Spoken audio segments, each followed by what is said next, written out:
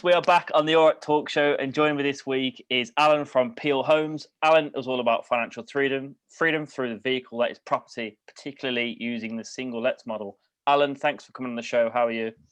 Yeah, I'm great. Thank you, Shane. Thank you very much for inviting me along. You are popping my podcast stroke being interviewed on YouTube cherry. Really?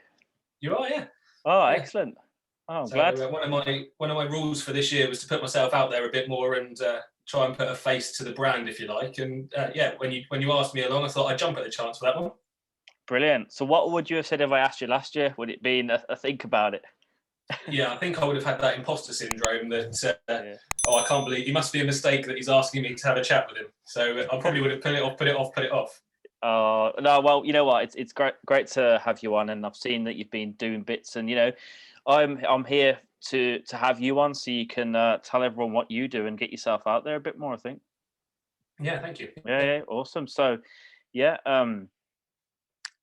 tell us a bit about yourself and your background. In retail now, in food retail, just general income. I was looking at kind of where the markets were going. I was looking at the potential for redundancies and thinking, do you know what? I just don't want to be in the lap of the gods with just a day job. And that's when I started to look at personal finance and just get a bit more clued up on it, which led me to, I suppose, like most people, a journey down the rabbit hole of the internet guru get rich quick schemes and all of the flashing lights and trying to work out what was true and what was not.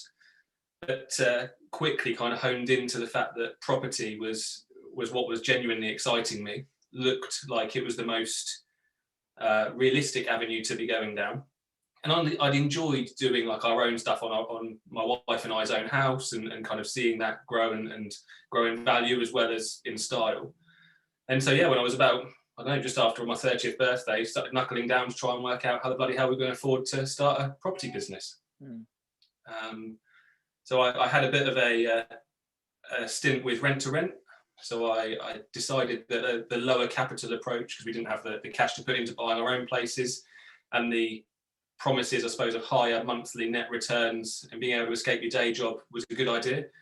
So I set up a rent to rent business initially, did that for a year, absolutely hated it, and wound that down before I scaled it, which was, I think, fortunate from my point of view, especially having seen what's happened with COVID and some of the challenges there for guys that are offering the guaranteed rent. Needed to, I suppose, relook once that was done and work out how are we going to properly own properties of our own and then scale a portfolio. And that was when I decided that I needed to start looking for other people's money, if you like. And I looked very close to home and spoke to my mum, who had a single let of her own, and basically said, look, I've got some experience now with property over the last year doing the HMOs, don't enjoy that, but how do you fancy going into business as partner in single lets? She gave it some thought and came back and said, yeah, I'm happy to be involved, but I want to be more than just a silent partner. Do you fancy doing it as a business? And that was 2019. So a year and a bit later, we're 3/4 of the way through finishing our second project. And we're looking we should be buying another 2 this year. And then the plan is that we want to double the portfolio every year for the next 4 years. So that kind of stepped business model, which will give us time in the market, allows us to build our relationships, our power teams, and get to the point where, for me particularly, it's that financial freedom element that allows me to leave corporate world and go full time into property. It allows mum the opportunity to basically retire and do whatever she wants. And then we can do some juicier stuff with the business and get into, well, ideally we want to get into some kind of developments, probably some commercial to resi stuff.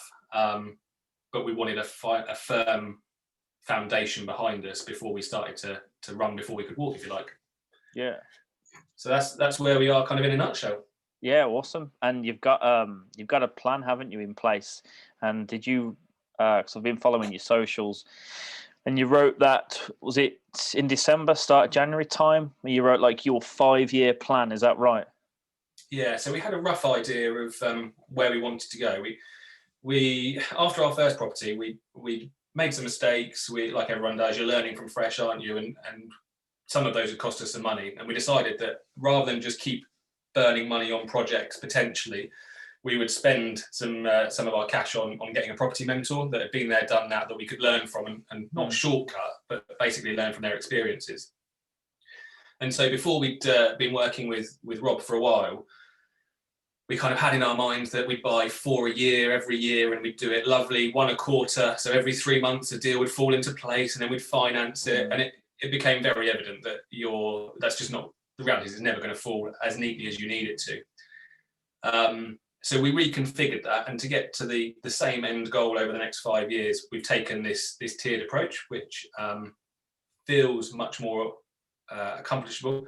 So yeah, they're starting with 1 last year, then buying 2 this year, buying 4 the year after, 8 the year after that, 16 the year after that.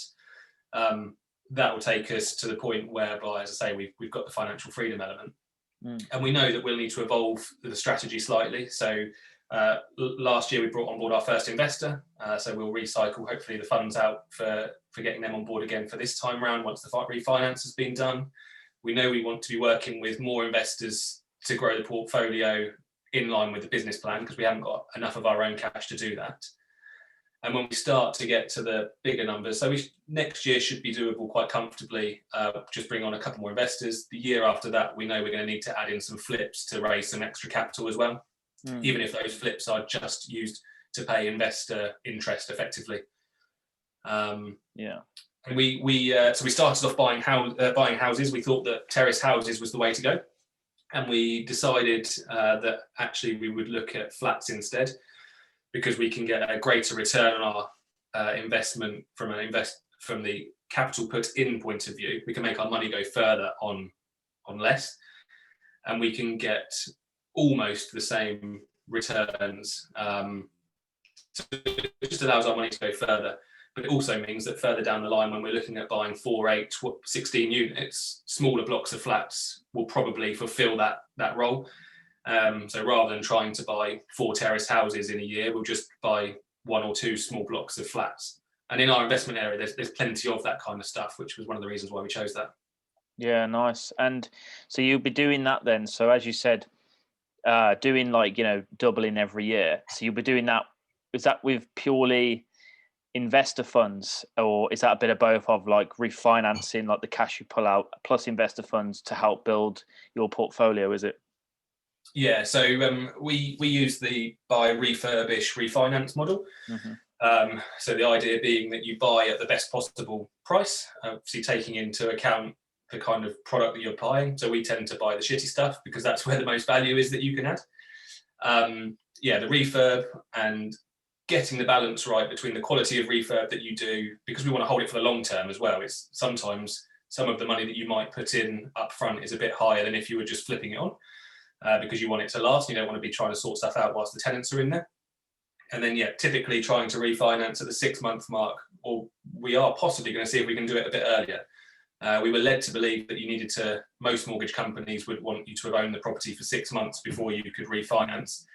But actually, having spoken to a couple of brokers now, there are some lenders that would allow us to do it a bit earlier, and that would be ideal. Yeah, that's right. I got that was a burning question when me and my business partner, when we were like, well, how are we going to do this? Because 6 months is a long time, and that effectively can slow your progress down massively. And so I spoke to someone who was doing the BRR model. That was her name is Natasha Friend. Have you heard of her at all? No, not come across Natasha. So yeah, she's got her own Facebook group, and she does the BRR model, and she's very successful at it. Actually, she's got quite a large portfolio now. But I reached out to her and asked, because she manages to do it quite quickly, her turnaround. And I said, well, how are you doing this? Do you have like a specialist mortgage broker to go to? And she gave me the details of her mortgage broker. And I spoke to him, and he's like, yeah, we do creative methods. We kind of like, we work with quite a lot of investors, and we have lenders that specialize in quick turnarounds, or obviously not as long as 6 months, but not as like a month, like a bit longer than that, but ideally way quicker than 6 months. So and typically, if you, depending on the scale of the so the one that we've got going through at the moment, we completed on that on the 4th of December. The guys, the build team started in there the first week of January. If you think that normally you wouldn't have that dead time because of Christmas, currently carpets and flooring, which is generally the end thing that you put in, planned in for the 5th of Feb. So if everything carries on going to schedule, we'll have that done and dusted in the space of 2.5 months from, like, as in done and dusted, rented by within 2.5 months of completion. So if we can then start the refinance at 3-4 months in rather than that 6-month mark, then when you're doing that at scale, to gain 3 months every time is a big benefit. Oh God, but we haven't done it yet, so it'll be interesting to see how it goes once we find the right product. Yeah, definitely. And well, I wish you the best of luck in doing that. And I'm sure, because you do post about your project every now and again, and it seems to be going pretty well so far. Would you agree, or has there been any difficulties with this project? Did builders start late, I believe? So they started a little bit late, but mainly because of Christmas, to be honest. So Christmas and New Year obviously getting in the way. Not their fault, actually. So and to be fair to them, they've absolutely thrown people at it over the last 2 weeks. So progress has been great.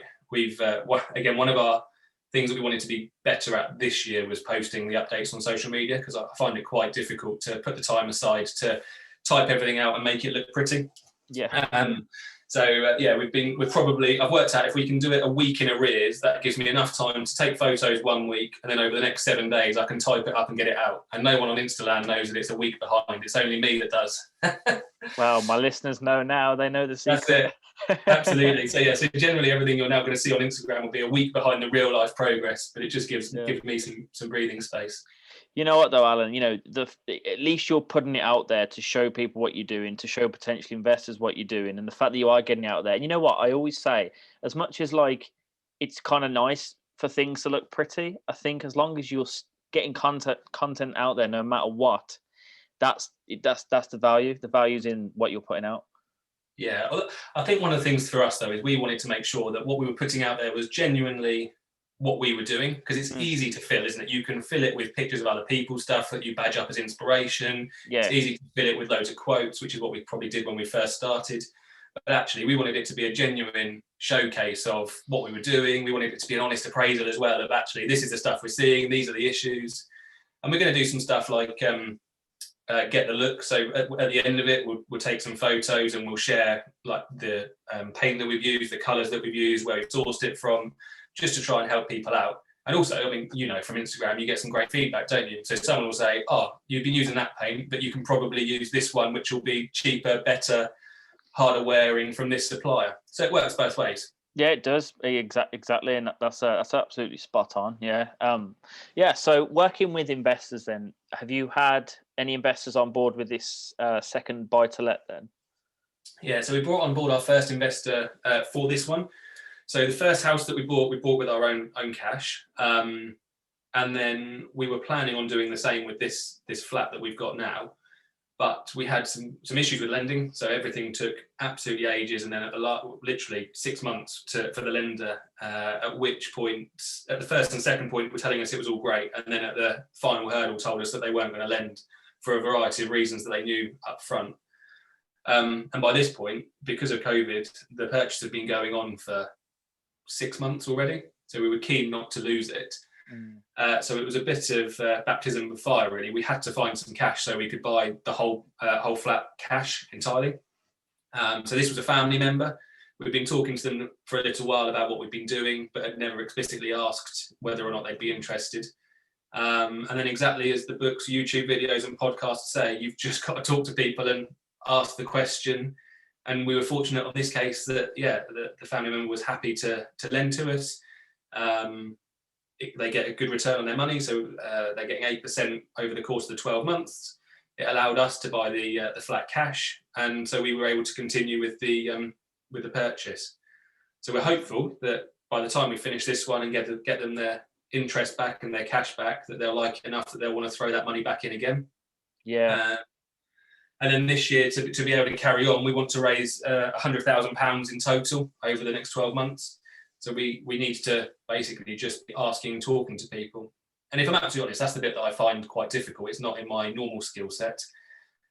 So that's a real stretch. And I'm hoping that by doing this kind of thing and say updating Instagram and just putting a face to a brand, it helps bridge some of that faceless, oh, it's just Peal Homes with a nice logo and some fancy pictures. Whereas actually the people behind the brand are Alan and Penny and Alan family.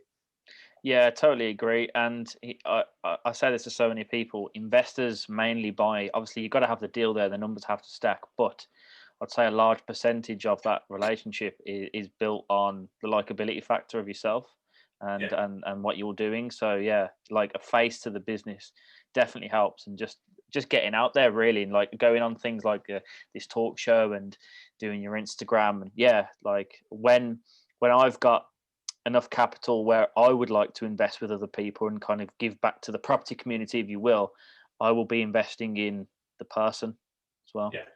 Yeah, agreed. And I think what's interesting though is so you kind of put the investor finance on a bit of a pedestal, don't you, as a newbie to property, and you think, oh bloody hell, this feels like an absolute marathon to get there, and people are flashing up that they're raising hundreds of thousands of pounds every month. And I don't know whether it'll be the same for other people that you talk to, but we raised this money and it landed in a bank account, and you're half expecting fireworks and like dancing girls and this amazing, and it's like, oh okay, it's there, great. Right, we better crack on then. Yeah. It was a bit anticlimactic, if I'm honest. But yeah, after all, I think you work it up in your own head, and that's it. Yeah, no, it's awesome, and yeah, I'm glad that you've got it. And they always say as well, I don't know who they are, but as you said, books and whatever, start with family first, and then work into your network and all that sort of stuff. But it's good that you've started with your family and you've achieved getting investor finance from a family member, which is great. Yeah, absolutely. And I think, to be honest, the other thing as well, we didn't want to go straight out to a cold market, if you like, when we're not unproven, but equally we haven't got a huge track record, and we are still making some mistakes, and we're learning as we're going. Now we've got an awful lot of processes in place, and we're doing some really tight calculations. But I don't want to be speaking to I don't know, a family office somewhere who suddenly promises me £1 million. I know they wouldn't because of the due diligence, but and then have that added pressure that shit, we've got to get this like 110% right now because there's a lot riding on it. Yeah. So yeah, it's definitely a learning point, a learning journey moving forwards. Yeah, definitely, and I'm sure you'll do well anyway. You know, you seem got your head screwed on. You've worked your numbers out, and your family member wouldn't have invested in you if they didn't think it would work, would they? No. So yeah, exactly. Awesome. So yeah, I wanted to ask about the flat then. Is it because majority of flats in the UK, I believe, there's a large percentage that are leasehold. Is this a leasehold flat then? Yeah, this is a leasehold. So we've got some relatively strict criteria when we're buying the flat. So we won't buy in a massive block. And actually, what's come out recently because of the cladding issues is that some of the big blocks with cladding on the outside because of Grenfell are now either unmortgageable or they're costing the leaseholders some serious money. I saw something the other day that there was a block of flats, I think it's in London, where to redo the outside is costing each of the individual leaseholders something like £30,000, and they don't have any choice to stump that up. Oh my and God. It's right from a safety point of view, Yeah, but as an investor or a private buyer, it's just not. We just couldn't afford to do that. So really, we are looking at converted houses. So if you've got a big Victorian terrace house that's been split into 2 or 3 units, we like those kind of things. Or like Fratton Road is, which is the one we've got at the moment. That's just in a small block that would have been historically a lower shop with 2 uppers. So there's only 4 flats in there. It doesn't come under the same remit as the bigger blocks. And then critically for us, it's got to have low service charges and low ground rent, because that otherwise will eat into your monthly cash flow like nobody's business. And then you're no better off. You might as well be buying your terrace houses or your detached or semi-detached properties. So yeah, so low ground rent, low service charges. Typically in a converted house, share of freehold is ideal because you don't have to have those service charges because you own part of the freehold. You just choose to spend on the maintenance of money when you want to. And yeah, that's the kind of criteria that we look for.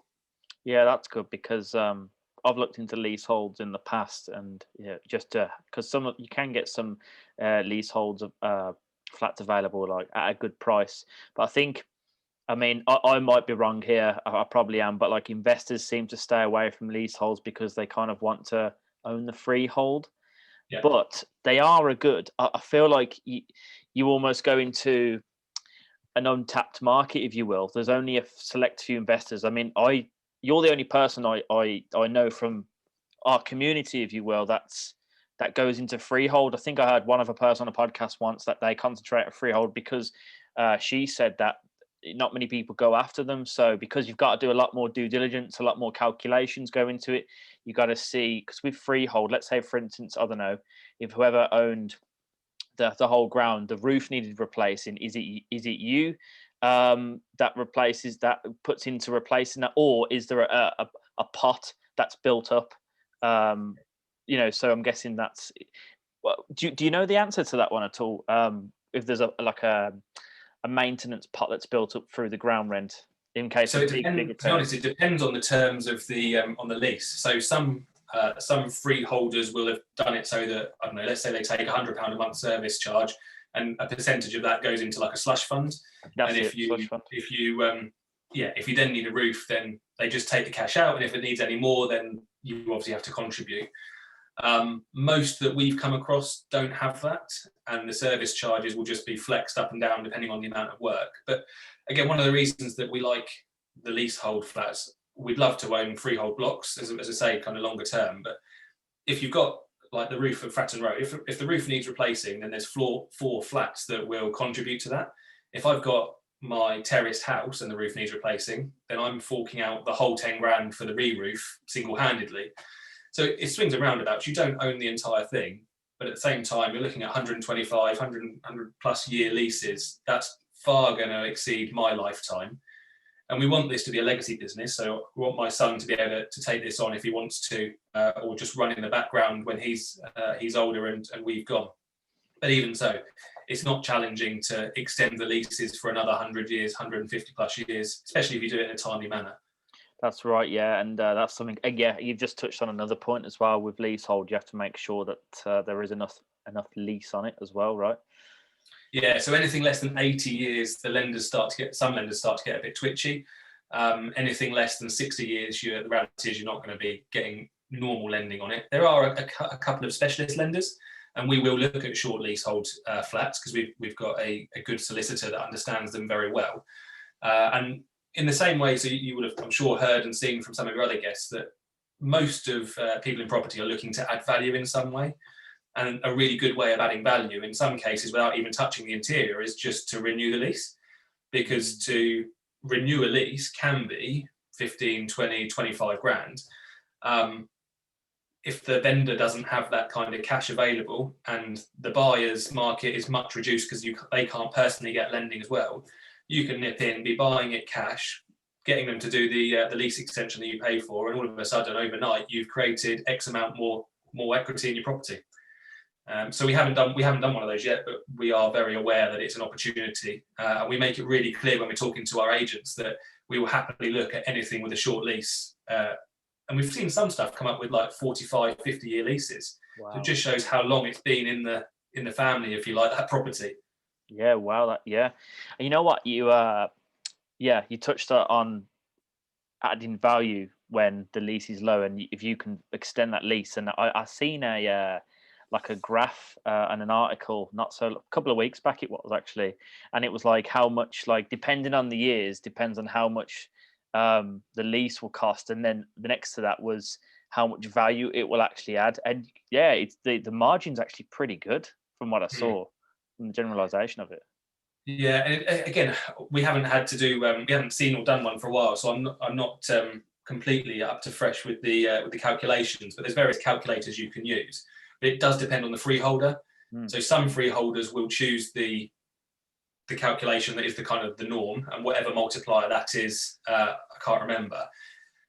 Other freeholders will literally leverage it right up, and you may well have seen there's quite a lot of conversation at the moment about legislation about freeholds and leaseholding and some reform to that, because there are freeholders that frankly are taking the piss with it and charging 25, 30, 35 grand for what is effectively an administrative task, whereas others, I don't know, like if you and I owned a freehold and one of our leaseholders said, do you want to extend it? We'd probably, because we're nice guys, just do it on the standard calculation, and it would be a third of the cost. But it's a minefield. It's a complete minefield. So you definitely need to know what you're doing. And I'd say you need a really good solicitor that understands leases because otherwise you could get yourself tied into something that's a real mess. Agreed. Yeah, it definitely is a bit of a minefield. That's why I think, again, going back to my point, like investors just don't really want to touch them. But it's good to see that you're, plunging into that, because hopefully in the next 10 years you'll be a leaseholder expert.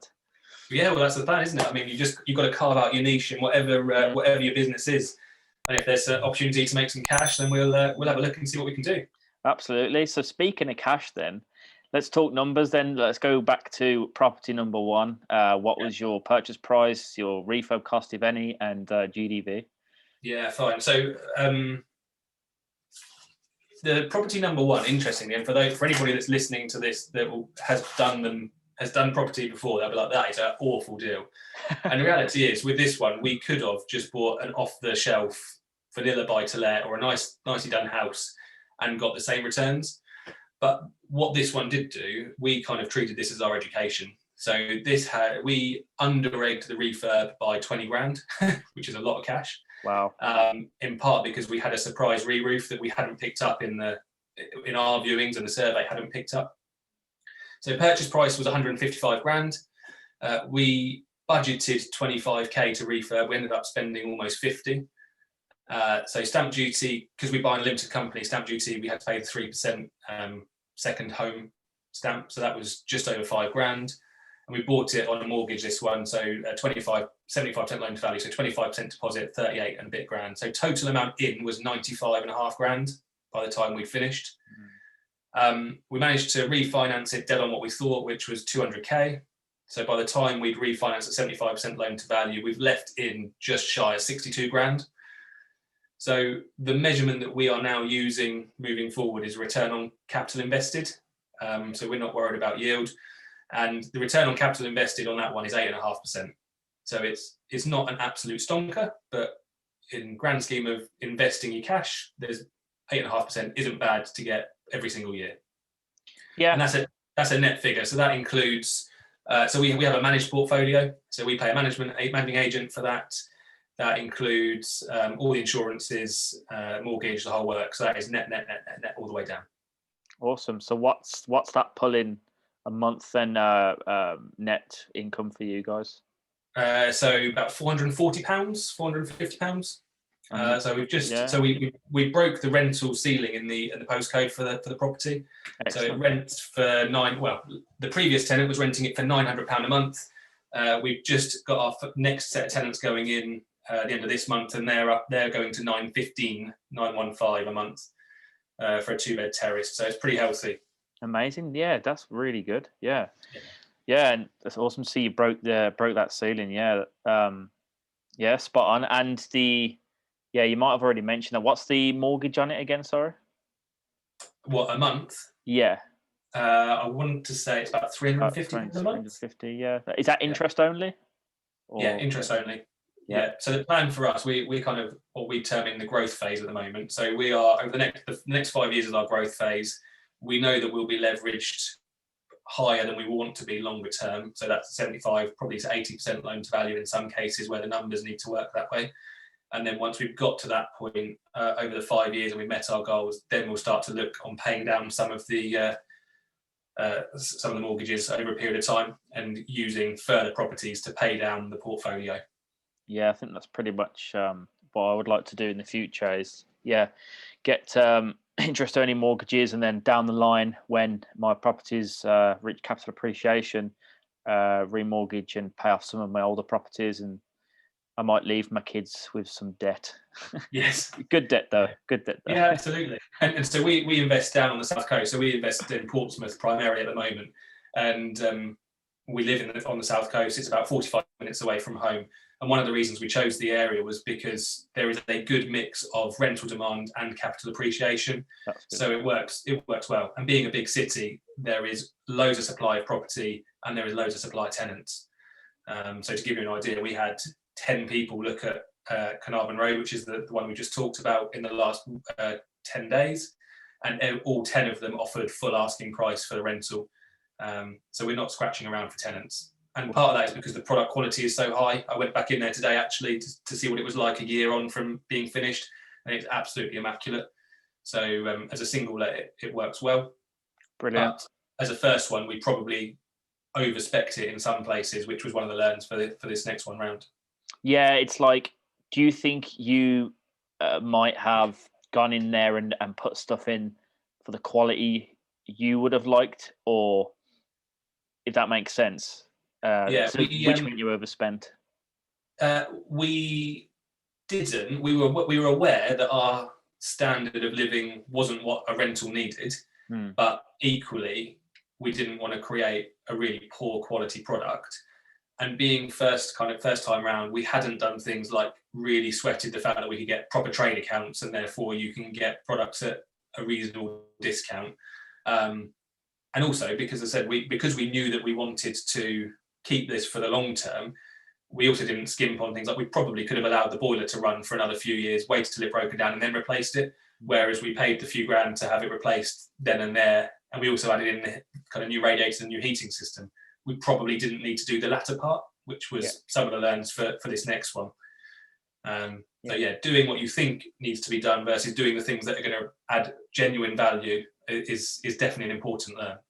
Yeah, and you touched on this just at the beginning of this topic as well, that your first one, although you probably wasn't the best deal on paper, the fact that it was like, well, it was deal number one, and you learned so much from it. So I think that's for anybody's first deal, whether you lose, well, obviously no one wants to lose, so let's hope everyone would do their correct calculations. But if you break even or make a profit, as long as you've learned loads along the way, I think that's the main thing going forward, isn't it? That you've come away learning more than, because that's experience is everything, isn't it?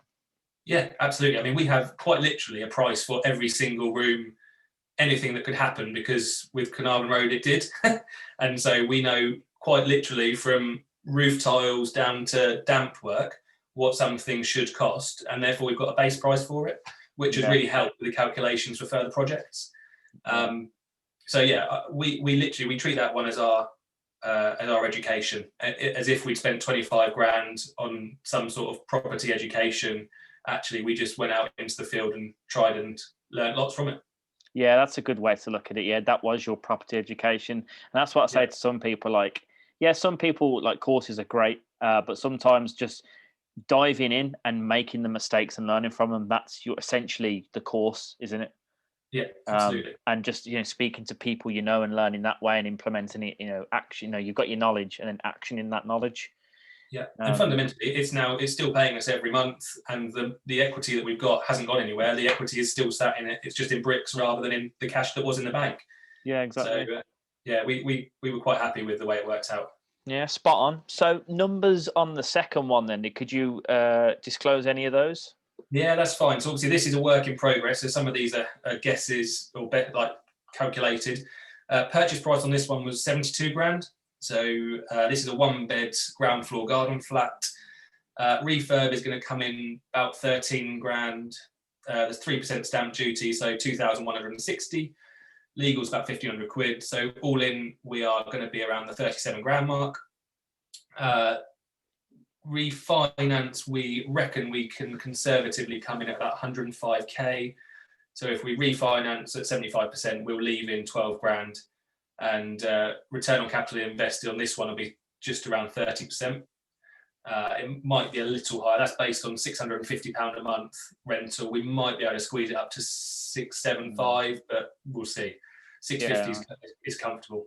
So we put in place all the learns from the first one. As you can see, we've tripled the return on investment on this one. We're leaving much less money in. And that's why we're more comfortable to be able to work with investors, because we know we can pull the cash out. We know what we're doing. Yeah, spot on. And, going into, when you do your third deal as well, I think that the return on capital invested will probably be even higher. Actually, will be even more experienced. Yeah, agreed. Yeah, I mean, so what we're aiming for with our calculations is £250 net per calendar month is an absolute minimum, and that's got to be after all costs, and 40% return on capital, which generally the kind of properties that we're buying means that we're leaving, or we would want to leave in, less than 5 grand-ish on a deal. It does mean that we've got to see a lot of stuff to find those deals, because they don't come along every time. So Fratton Road, as an example, we saw 70 properties to get that one. Wow. we were very, very keen to make sure that the agents knew who we were, knew what we were looking for. So within that 70, I'd say there was probably 30 that we didn't need to see, but it was just an opportunity to spend another half an hour with the same agent and build a relationship. So we know we can half that for next time round. But nonetheless, we probably still saw 40 that hit the criteria that we offered on that we didn't get before this one came through. Yeah, and it's a numbers game, isn't it? With viewing properties. I mean, I'm sure there's someone I spoke to, and we're in the same accountability group, aren't we? And there was someone in there. Might have been. Can't remember who it was, but anyway, the first property they ever went to view, they bought it. Yeah, I can't remember who it was, but yeah, which is that's a unicorn right there. It's like the first, yeah. just first property they viewed, it stacked up, they put in the offer, and then they got it. It's like, oh yeah, when does that ever happen to any property investor? Yeah, exactly. Yeah, you definitely have to put in the legwork, and I think one of the things that people need to realise is that property isn't a get-rich-quick scheme by any stretch of the imagination. You've got to put in the legwork for the relationship building. You've got to put in I mean, of course, you can use sources and what have you, but it's going to cost you cash, isn't it? And I suppose what I do see, though, is that over not a particularly long period of time, and we're talking 2-3 years, your relationships and the compounding impact of what you're doing definitely see the snowball effect. So you look at most investors and their life cycle, I think the first 2 or 3 years are fairly slow, probably slower than they'd want. And then years 3, 4, 5, everything starts to kind of really ramp up because you can just leverage your network so well. And that's where we're hoping to get to. Absolutely. And it's so exciting, isn't it? And I know, I'll be honest, I've been quite down sometimes because things are moving too slow, but I have to slap myself in the face sometimes and pull myself out and go, Shane, you're at the start of what you want to do. Give yourself 3 to 5 years and you'll be away if you keep doing what you're doing now. Yeah. The delayed gratification it's a massive mindset shift. Yes. And I think that's why I got caught out when I did the rent to rent stuff initially, because it was kind of lured in by the promises of a lot of net cash flow a month with very little money in, and actually learning that you can be successful with it. People are, of course, but actually the slower burn, the hair will go off, but the turtle will eventually catch up and carry on with the stamina. Yeah, definitely. So let's talk about some of the issues you've had on some of your properties. Then, what have been?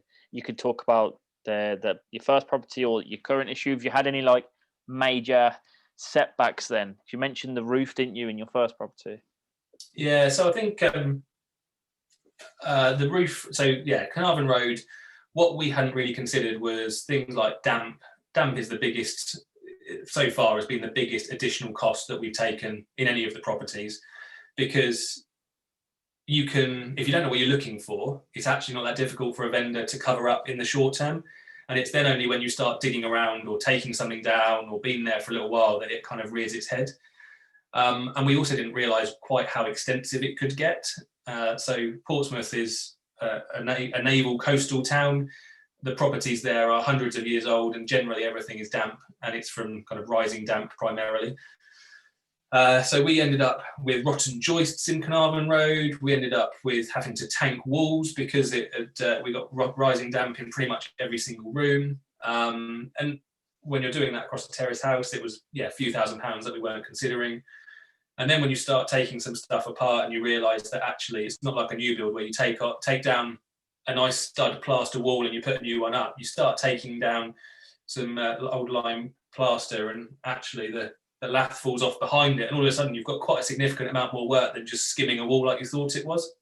Yeah. So the reality is, if you know what you're looking for in your property types, you can accommodate the cost for all of that. And that's where you need a good build team that understands it and isn't going to try and bend you over. And we were quite fortunate that the guys that we first found and worked with were good guys and worked to a really high standard. The re-roof was a complete oversight, so we didn't go in the loft, which we now do, or certainly try and get into the roof space on any viewing that we think we're going to be serious on. And we just didn't realise that the whole undersarking needed replacing.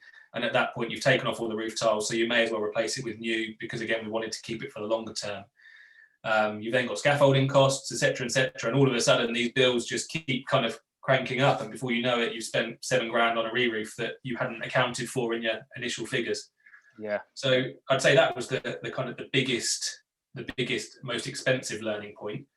And it was at that point that we sat down and said, look, we can either keep making these mistakes ourselves and spending £7,000 a time on a mistake we didn't know about, or we can spend a bit of money on using someone else's expertise. And that's when we got on board with a mentor that we could talk through and say, right, we've seen this, we think it might be an issue. What do you know about it? And I'd say probably for Fratton Road, and again, things like the lease information that we've just shared, all of that kind of knowledge you can gain quite quickly from an expert that knows what they're talking about. That's right. So sometimes it depends on the circumstances, but it pays to pay for other people's knowledge and then leverage that knowledge into your own projects. Yeah. And if so, like Fratton Road, the flat that we've got now, so we walked into that and immediately felt that the floor was springy. We knew that meant from the first one that the joists were probably rotten. So we were able to put that into our calculations and negotiate it down on behalf of it. So you then end up, you know what the eventualities are. There's still some additional work that we've had to put into place in Fratton Road. But that was because the lady was an absolute hoarder before and filled the house with rubbish, and I didn't move enough of it around on the viewings to find some of the issues. But again, now I know next time I've got to move some people's property to genuinely get a good look at all the walls. Again, from Carnarvon Road, we knew that we needed to build in a contingency. So within our numbers, we had a 10% contingency for Fratton Road. So it's not going to break the bank. Yeah, and that would be the biggest learn I'd give to anybody, is just genuinely make sure your numbers are as tight as they can do. But also know you're never going to find everything. So do have a contingency.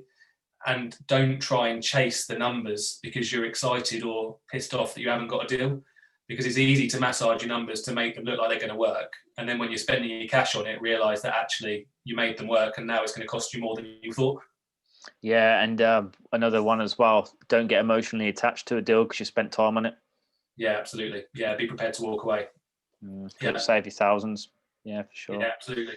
And one thing what I do when I go viewings, which I know you said you were going to do a lot more of in the future, is like, if you can, and it is move the furniture, move as much, because, you know, I've been in properties before where things have been hidden behind sofas, holes in walls and all sorts of stuff. And you're like, wow, tell me about this, did you? Yeah, exactly. And once it's yours. Buyer beware. That's it, yeah. And it's just so you can, it doesn't matter if there's a hole in the wall, it's just so you can add it to your calculations that what needs to be done. And you can add in that contingency, and potentially it will help you to barter on a price as well. Yeah, absolutely. I mean, this one that we've got going through at the moment, when we were looking around, I hadn't twigged that the lino in the bedroom had been folded up over the front of the skirting boards. It was only when all the bedroom furniture was out and we were kind of doing the rip out stage, and we realised that, pulled it back, and all of the skirting boards were completely rotten behind it. And that then was like, oh, okay, the walls are dry, but the skirting board is completely rotten. We've got an issue that we now need to find, which was penetrating water from the courtyard coming through the rendering. So we're resolving that now. And I now know to make sure that I'm looking at the skirting boards really closely and anything else that we buy. You're just learning all the time. Yeah, absolutely. Yeah, spot on, mate. So you have kind of already given advice for others, but have you got any like key tips for beginners that want to get into property investing? I think take on as much information as you can do, but don't get that, what do they call it, analysis paralysis. So there is a certain point at which you just have to trust that your numbers are right. And if they're not, you're going to learn from it. Don't be afraid to seek out help and advice. People are surprisingly helpful in the property industry, not from all areas, whether that's solicitors, builders, whatever, but don't take the piss with it, and don't be afraid of paying for someone's time to understand something properly. So I think that's important. And then I think the other thing is just make sure you've got a really good review process in it. So we like to have, we like to think we've got quite a good growth mindset. So looking forwards and looking at where we're going, but also you've got to stop and take the time to review what went well. So what went well, what do we want to do differently in future, what we're going to keep the same. And then as long as you're doing that, the little tweaks will allow you to keep evolving and making your product, your processes, everything will get better. No one's going to be perfect first time. So as long as you're doing that, I think you'll be on to a winner. Yeah, perfect. Yeah. Couldn't agree more with those tips, and I'm sure they will add value to anyone listening to this. Yeah, spot on. So this brings us to one of my favourite part of the shows is the random question time. And Alan is a long-time listener, so he has been listening very closely to the questions. So I think I need to change him up. Right. So question 1 is: what is your favourite ice cream flavour? Oh, brutal. Didn't see There that we one go. I coming, was only did you? telling you that I needed to be prepared. Favourite ice cream flavour? Okay, I think it's got to be Neapolitan, which I haven't actually thinking about. I haven't had it for ages.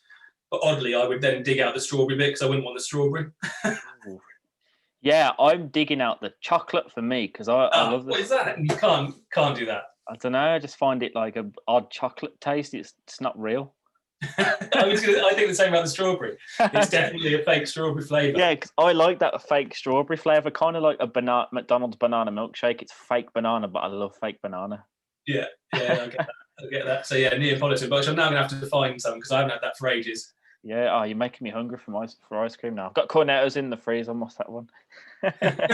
Right, okay. We'll go back to the original questions. I just wanted to throw you off. All right, favorite movie? Go. Wolf of Wall Street, got to be done. It's got everything, hasn't it? It's got excitement. It's got the money in it. It's got fast cars, girls. What's not to like? I think my go-to relaxation is just on. It's good. It's good with the lads. It's good by yourself. It's a great movie. Yeah. You know what? It's one of the best movies ever made, and I actually watched that on the weekend. And on top of that, I think over 60% of my guests, maybe more, have said that movie. Oh, have they? Yeah. Oh, see, I haven't listened to enough, have I? Yeah, you need to listen to. It's Wolf of Wall Street that comes out, and Shawshank Redemption. That's like everyone's favorite movie. Yeah. Okay. Yeah. No, I think I would have my next two would have been War Dogs. Yeah. And The Big Short. Big Short. Oh yeah, love that movie. Yeah. Yeah. Quality. All right. So question 2 then is question 3 now is your favorite destination. Yeah, so I had to think about this one because so we've got a little boy, Dexter, who's 6. So we actually haven't been on some like really meaty holidays for quite a few years. But before Dexter came along, Lisa and I did manage to do a bit of travelling, and Iceland comes in at probably our number one. I know you've done a lot of travelling, Shane, and you're far more adventurous than we ever were. But it was probably the main holiday where we genuinely went a bit off piste. We hired a car, we drove into the mountains, we went to the hot springs, and we did it all ourselves rather than just kind of doing a tour. And it was everywhere was stunning.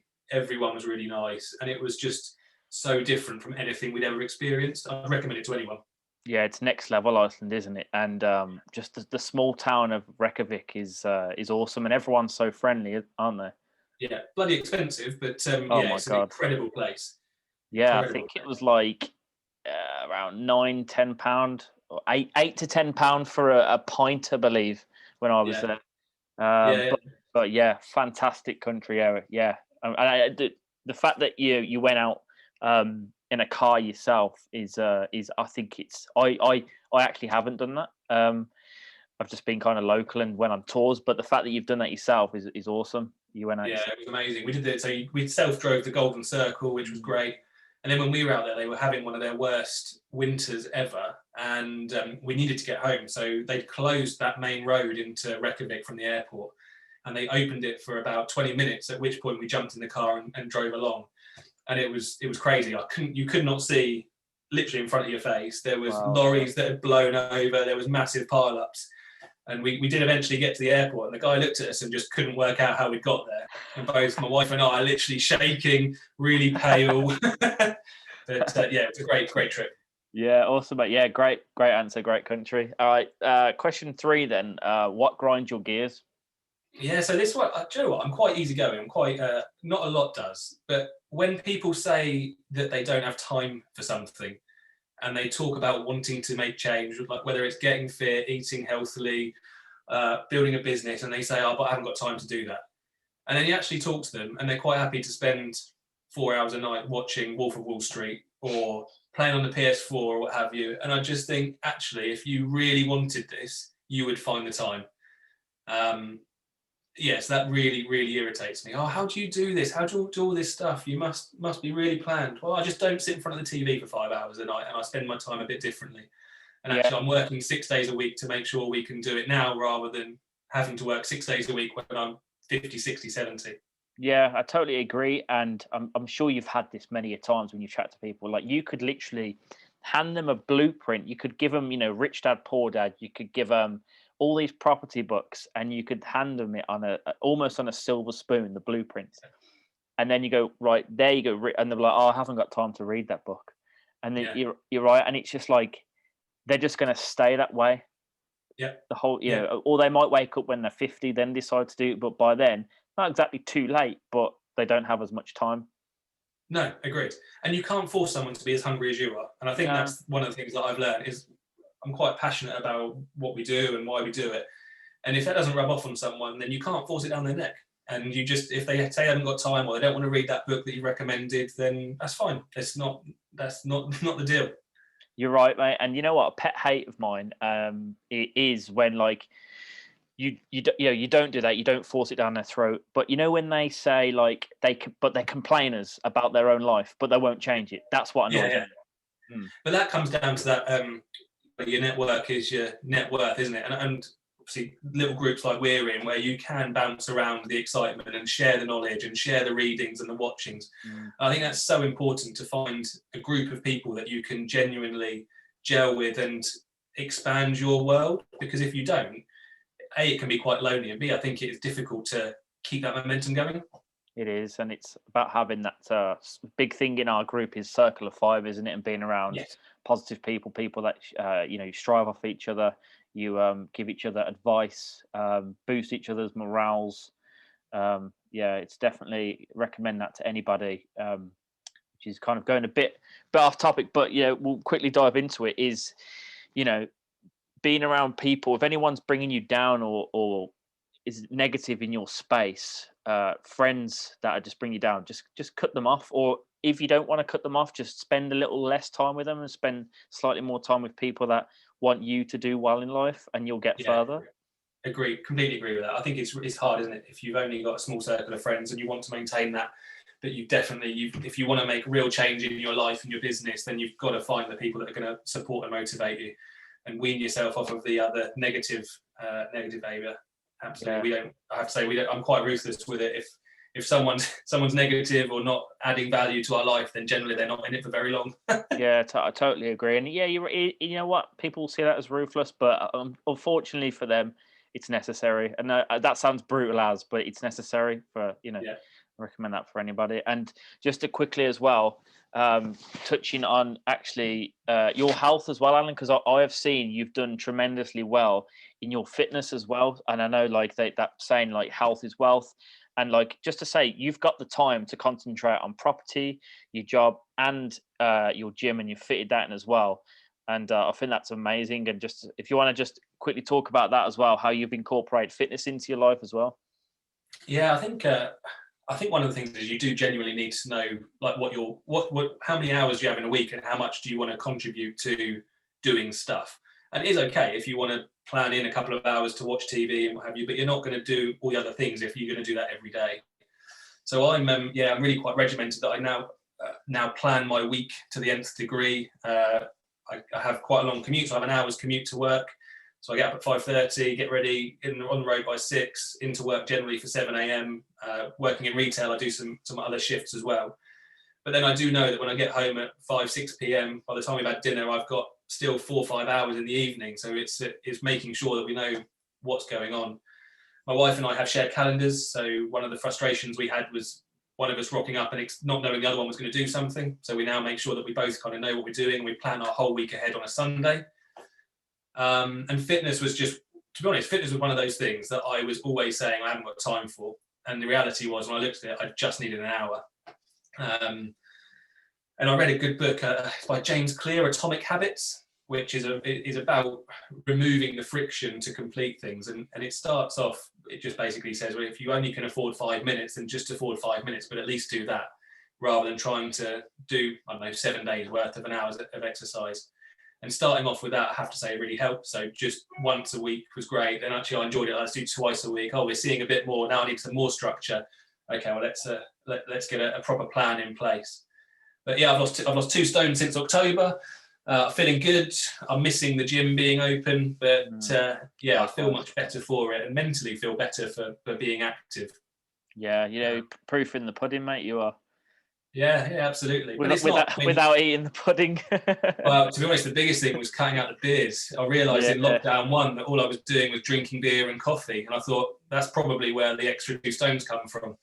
Yeah, definitely. So yeah, I set myself a new rule that basically I wouldn't drink unless I was drinking socially with somebody else. Which during lockdown is easy, isn't it? When you're not with anyone. That's right, yeah. And just a quick one on that calendar share, because I think that will help a lot of people. What app's that? Is that just Google Calendar Share, or is that a separate app?